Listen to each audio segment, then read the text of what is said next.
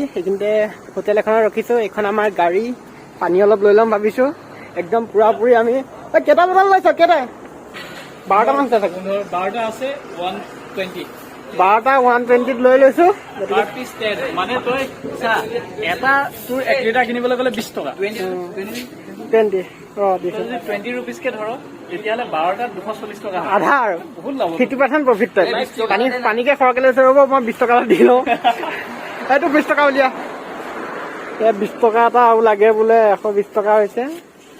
গতিকে পানীটো লৈ লৈছোঁ। পানীটো লাগিয়ে থাকে। আকৌ কহিমা অভিমুখে আমি গতি কৰোঁ।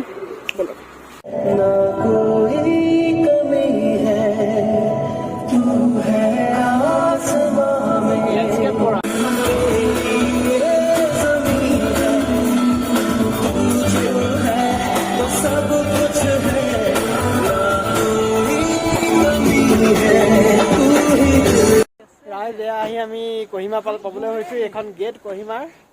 গেটখনৰ ওচৰতে অকণমান ফটো মাৰিবলৈ আমি ৰখিছোঁ। কহিমা সোমাইছোঁ। অকণমান বতৰটো ইয়াত ঠাণ্ডা আমাৰ ফালতকৈ। বৰ বেছি ঠাণ্ডাও নহয়, অৰুণাচলৰ নিচিনাকৈ। ফটো দুকপিমান মাৰি লওঁ। গাড়ীখন আমাৰ ৰখালোঁ।